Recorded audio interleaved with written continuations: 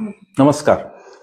काल एक अद्भुत घटना आपल्या सर्वोच्च न्यायालयात घडली आणि ती घटना म्हणजे थेट सर्वोच्च न्यायालयाच्या मुख्य न्यायमूर्तीवर बूट फेकण्याचा प्रयत्न राकेश तिवारी या 70 वर्षांच्या वकिलांनी केला.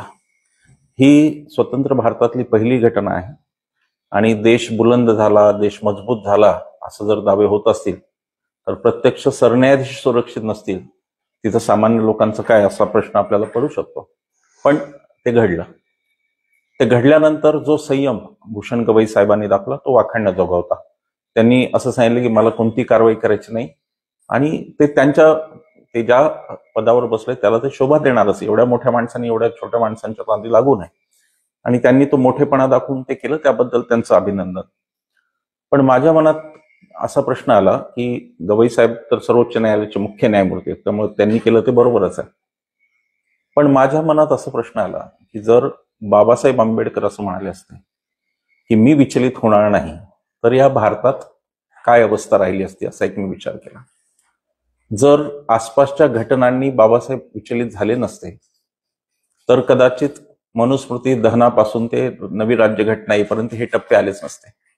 बाबासाहेब विचलित झाले होते की एक पाणवठा महाडचा तिथे पाणी का पिऊ दिलं जात नाही माणसांना, केवळ दलित असल्यामुळे का पिळून, त्यामुळे बाबासाहेब विचलित झाले होते.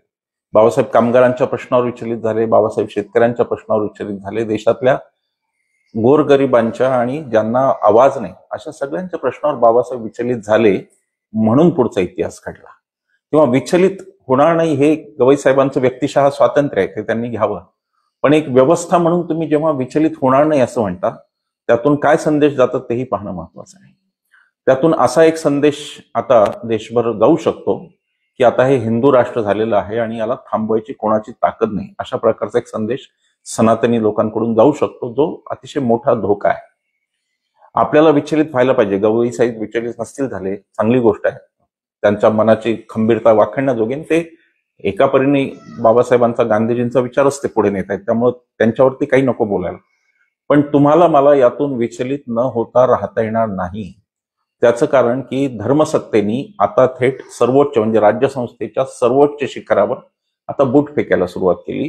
हे काही चांगलं लक्षण नाही आणि म्हणून तुम्हाला मला विचलित व्हावंच लागेल आणि त्याच्यावरती विचार करावा लागेल. जे मागणी होतीये की त्या वकिलावर अॅट्रॉसिटीचा खटला दाखल करावा, ती अगदी बरोबरच आहे. पण अजून एक प्रश्न फार महत्वाचा निर्माण होतो की दिल्ली पोलीस हे स्वतःहून अॅट्रॉसिटी दाखल करू शकतात, दिल्ली पोलीस हे स्वतःहून गुन्हा दाखल करू शकतात. कारण फौजदारी गुन्ह्याला ही काही प्रत्यक्ष फक्त ज्याच्यावरती काही अन्याय झाला त्यांनीच तक्रार करावी असं नाही, कोणी तक्रार करू शकतो आणि त्याची फिर्यादी मुख्यतः राज्य लिहित असतो, म्हणजे स्टेट लिहित असतो.